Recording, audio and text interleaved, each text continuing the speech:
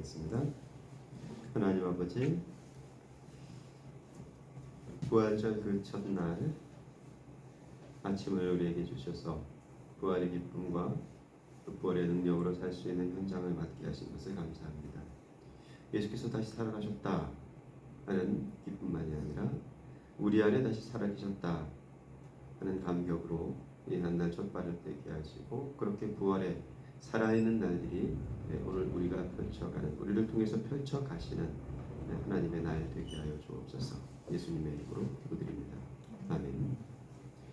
민수기 11장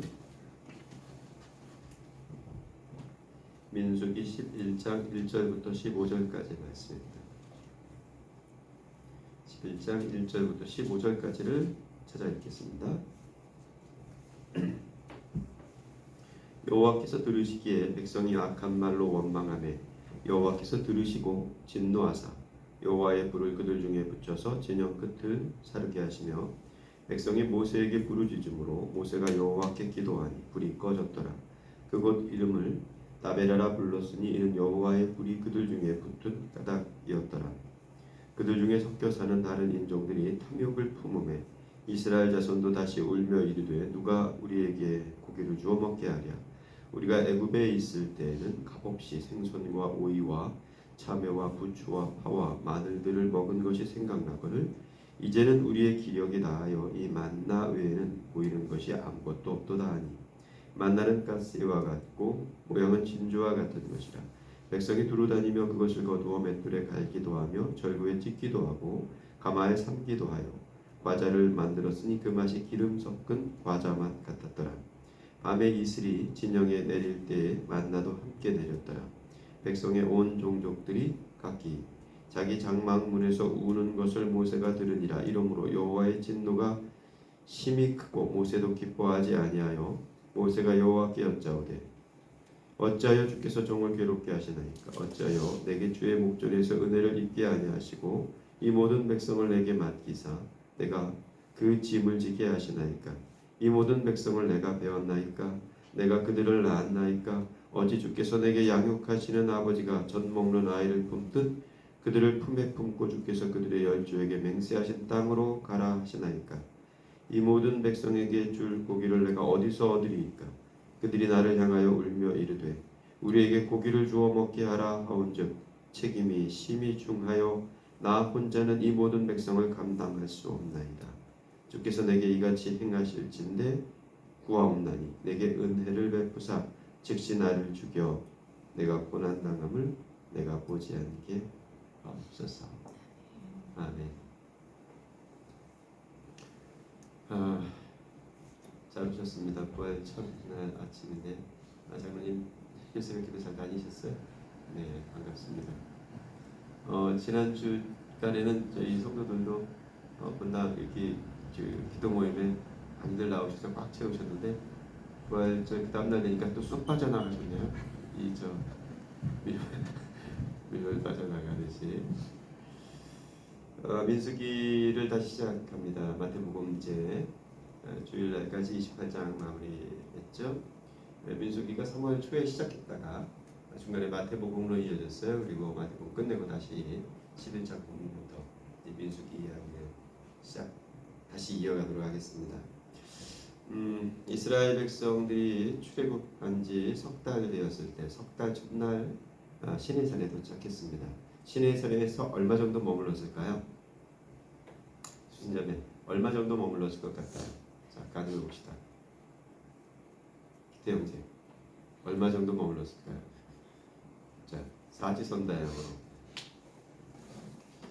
열흘, 1번, 2번, 한 달, 3번, 1년, 4번, 10년. 마치시는 분께는 5월의 책 한 권씩을 선물로 드리도록 하겠습니다. 1번, 열흘. 너무 짧다. 거기서 그 장막도 짓고 막 이래야 되는데 1년 조금 더 있었어요. 1년 2개월 정도 머물면서 거기서 이제 레위기는 주신 율법에 대한 이야기들을 풍성하게 이야기하고 있고, 또 신명기는 그 내용, 율법의 내용들에 대한 가르침에 대한 내용들, 신명기는 출애굽기, 레위기는 그 율법에 대한 준수, 그리고 성막 짓는 이야기 이런 것까지 다 이야기하고 있죠. 이제 이 민수기는 그 마무리를 그 1년 2개월 동안 머물면서 있었을 때 광야로 출발해서 광야의 이야기를 시작하는데 그 광야로 출발하기 전까지 그 마무리된 이야기들을 10장까지 우리가 살펴봤던 거거든요. 3월달에. 그리고 이제 10장 마지막에 드디어 김동률의 출발처럼 이제 광야로 떠나는 거예요. 얼마나 희망찬 출발입니까? 가나안 땅으로 가는 거잖아요. 그러니까 희망을 가득 안고 나침반 하나 들고 이제 척박한 땅을 나선 거예요. 근데 희망은 그 자체로는 항상 핑크빛이죠. 희망은 항상 핑크빛이에요. 그 자체로는. 그러나 희망이라는 건 그 희망이 생겨난 토양은 핑크빛이 아니에요. 희망 그 자체는 아름답지만 항상 희망이 머무는 땅은 척박하죠. 어두운 색깔이야 희망이. 그러니까 희망이 필요한 거잖아요. 더 이상 희망이 필요하지 않는 이 땅에서 뭐하러 희망을 갖고 삽니까? 이것 자체가 너무 좋은데 여기가 희망이 아니기 때문에 희망이 핑크빛인 거예요. 여기 이 땅이 칠흑같기 때문에. 그래서 그 희망을 안고 출발을 했는데 그 희망 자체의 핑크빛이 다시 우리가 발 디딘 이 현실의 칠흑같은 땅을 바라보는 이 현실로 회귀하기까지 걸리는 시간이 그래 오래 걸리지 않았어요. 자, 다시 말씀드리지만 희망은 핑크빛이지만 여기 이 촉박한 현실은 절망이잖아요. 이 희망에서 절망으로 돌아오기까지 우리가 소망 가운데 이 믿음을 가지고 희망을 가지고 출발하는 우리들의 걸음이 우리의 이 현실의 발 디딘 땅을 들여다보는 데까지 걸리는 시간이 그래 오래 걸리지 않았어요. 이를테면 출애굽한 이스라엘 백성들이 애굽에서 나왔으니 종노릇에서 나와 자유하였으니 얼마나 기뻐요. 그런데 시내산에 도착하기 전에도 수없이 많은 원망으로 석 달 동안 수없이 많은 원망으로 모세를 괴롭히죠. 여기 민수기의 출발도 마찬가지입니다. 시내산에서 율법을 받고 성막을 짓고 그 영광스러운 하나님의 임재 가운데에서 이제 주의 말씀과 함께 주의 임재와 함께 가나안 땅으로 출발하겠다고 그 출발에 다짐을 했던 이스라엘 백성들이 다시 여기 절망의 땅으로 회귀하기까지는 그리 오래 걸리지 않았어요. 오늘 1절부터 3절까지는 민수기에 나와 있는 대표적인 원망의 패턴을 이야기하고 있습니다. 원망의 패턴은 이런 거예요. 첫 번째, 그들이 원망을 해요. 이스라엘 백성들이. 그러면 하나님께서 어떻게 할까요? 그렇죠. 출애굽기와는 달라요. 출애굽기는 하나님 이스라엘 백성들이 원망을 하면 하나님께서 그래 하고 달래가면서 공급해 들어주세요. 만나도 내려주시고 이렇게 공급을 해주시는데 민수기에서는 원망을 하면 하나님께서 바로 진노를 하세요. 그렇잖아요. 시내산에서 율법도 다 받고 성전도 다 짓고 성막도 다 짓고 그 하나님의 임재를 확증하면서 출발을 했는데 또다시 원망을 한다는 것은 출애굽해서 나왔을 때의 석 달 동안 광야 생활과는 내용이 다르죠. 그래서 원망을 하면 하나님의 진노를 하세요. 그러면 모세가 중보를 하죠. 그 중보하고 나면 항상 민수기의 패턴 네 번째는 그 원망한 땅, 그 지역의 이름을 소개해요. 오늘 첫 번째 1절부터 3절까지는 거기가 나베라라고 되어 있어요. 근데 1절부터 3절까지 나와 있는 이 본문에서 무슨 원망을 한 것인지는 내용이 없죠. 이건 하나의 패턴의 요약이에요. 앞으로 이스라엘 백성들이 여러 원망을 하게 됐는데 이를테면 지금 이제 그 다음 4절부터 이어지는 건 야 이게 먹을 게 이게 뭐냐 하는 먹거리 식탁 가지고 원망을 하죠. 또 내일 살펴볼 10장 본문 보면은 모세를 두고 원망을 하죠. 14장 가면 궁극적으로 가나안 땅을 두고도 원망을 한단 말이에요. 그 땅 때문에 지금 여기 시내산에서 출발을 했는데 땅을 보고 나서 원망을 해요. 그러니까 이런 원망들의 패턴을 1절부터 3절까지 이야기하고 있는데 4절부터는 그 유명한 만나에 대한 불평 이야기예요. 요거만 살짝 좀 같이 좀 들여보다 보도록 하겠습니다. 자, 그들 중에 섞여 사는 다른 인종들이 탐욕을 품었어요. 이스라엘 자손도 다시 울며 이르되 뭐라고 말해요? 누가 우리에게 고기를 주워 먹게 하랴.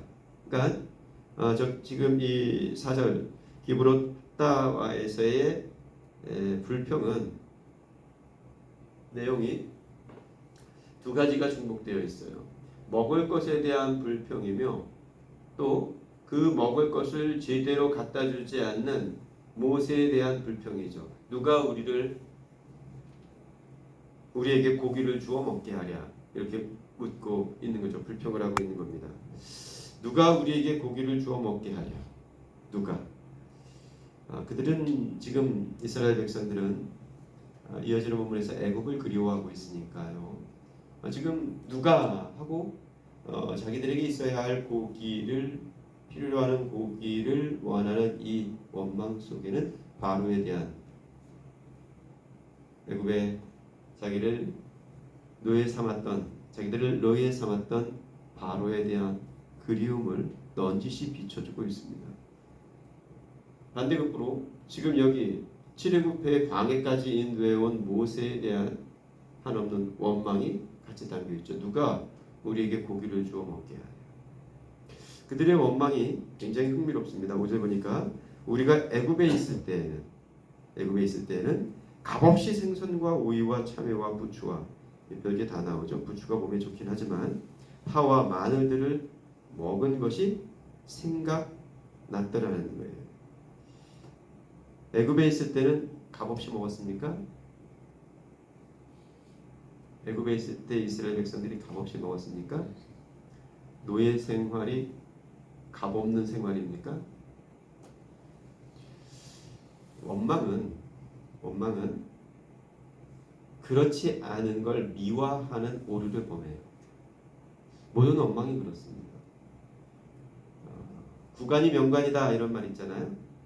구간이 명간이라는 말이 뭐예요? 지금 마음에 안 든다는 거죠. 지금 있는 사람은 전에 사람이 마음에 드는데, 그래서 전에 사람이 있을 때 전에 사람의 숱한 원망을 가지고 살았음에도 불구하고 여기 지금 있는 사람에게 마음에 안 드니까 구간이 명간이라는 거예요. 그때도 마음에 안 들어놓고 그때는 다 좋은 것처럼 미화를 하는 게 원망의 특징 중에 하나예요.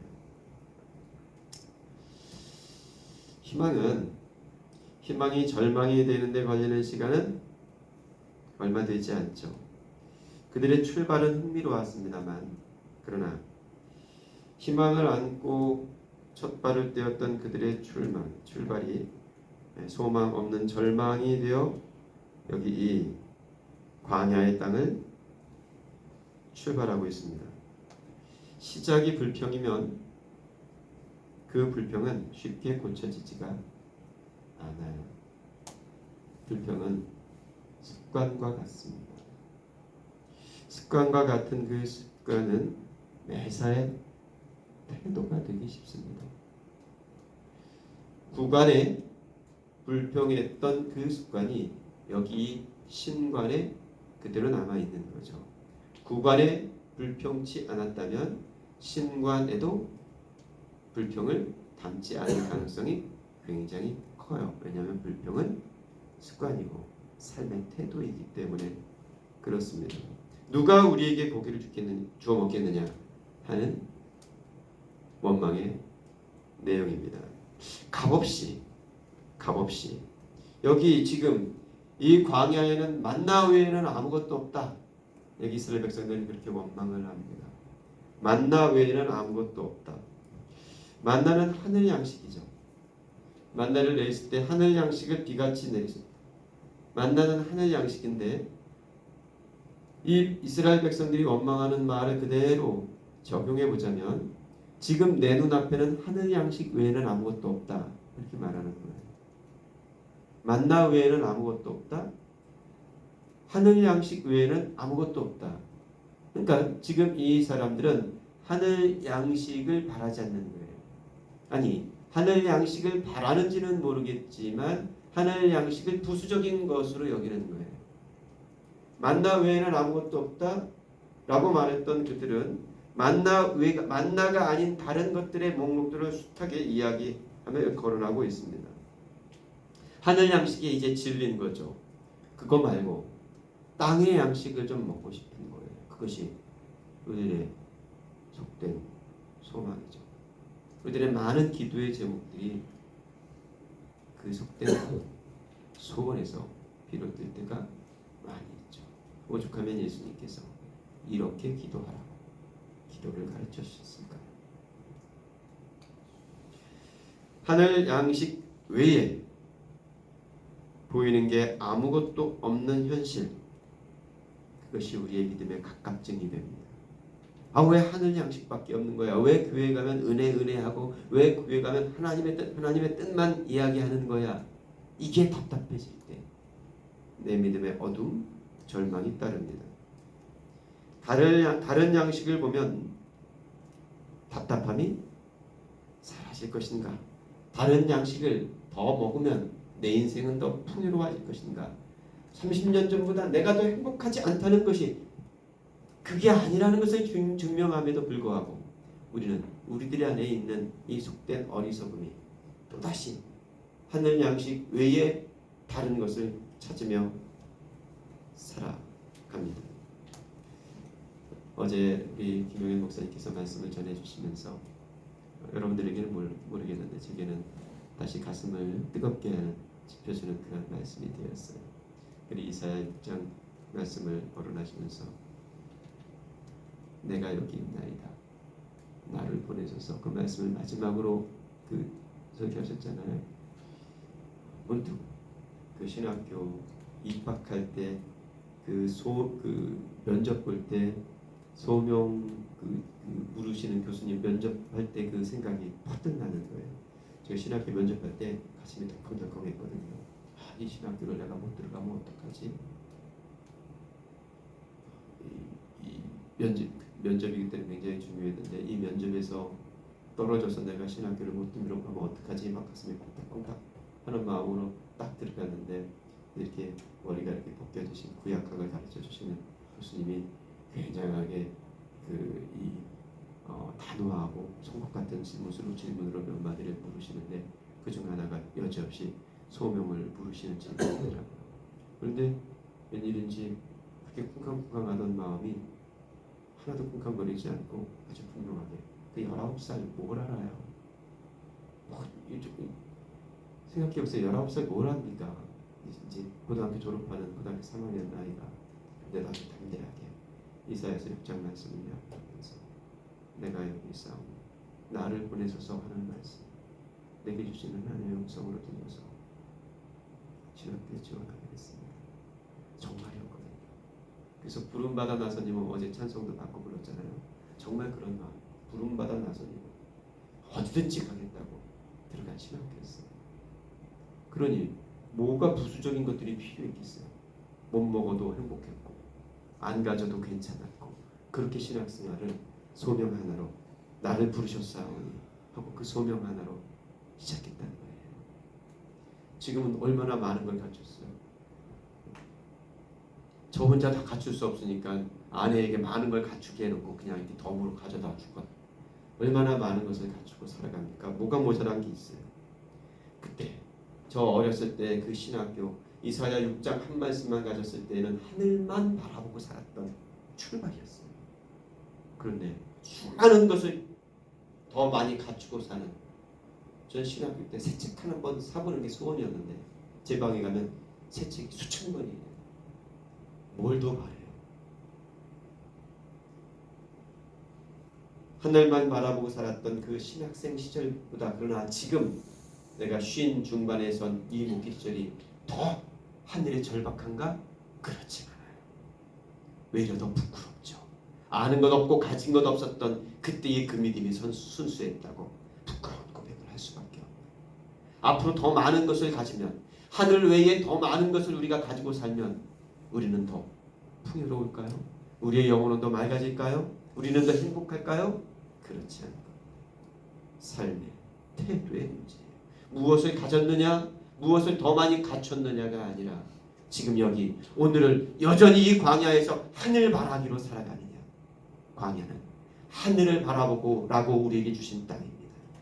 그렇게 하늘을 바라보라고 주신 땅에서 하늘 외에는 우리에게 보이는 것이 없다고 이 턱없는 원망으로 살아간다는 것이 얼마나 어처구니 없는 것인지 여기 민수기 첫 받을 때는 말씀을 통하여 이 한날 부활 그 다음날 아침을 다시 시작하는 우리들에게 도전이 될 수 있기를 간절히 축원합니다. 기도하겠습니다. 하나님, 누가 우리에게 고기를 주어 먹게 하랴, 누가 하며 이 땅의 것들을 채워줄 바로를 말하는 우리들의 속된 욕심을 주님 깨끗이 씻어 주시옵소서. 애굽에 있을 때에는 값없이 우리가 먹을 수 있었다. 거짓말 같은 환상에 젖어서 다시 생선과 오이와 참이와 부추와 이 땅의 많은 것들을 바라면서 하늘 양식을 제외하고 거짓말하며 살지 않게 하여 주시옵소서. 하나님, 만나 외에는 보이는 것이 아무 것이 없도다. 하늘 양식 말고 우리가 더 무엇을 보고 살아야 하는지 여기 우리에게 또렷이 보여주시는 하늘 양식 하나에 우리의 모든 소명이 담기게 하여 주시고 사명이 담기게 하여 주시고 부활의 감격과 능력이 담기게 하여 주시옵소서. 그것으로 안녕할 수 있는 우리들의 광야가 되게 하여 주시고 우리들의 행진이 되게 하여 주시고 우리들의 출발이 되게 하여 주시옵소서. 우리의 연약한 믿음을 긍휼히 여겨 주시옵고 주여 우리가 믿사오니 우리의 믿음 없는 것을 도와 주옵소서. 예수님의 이름으로 기도드립니다. 아멘. 자, 이렇게 기도하시고 돌아가시기 바랍니다. 좋은 날 되십시오.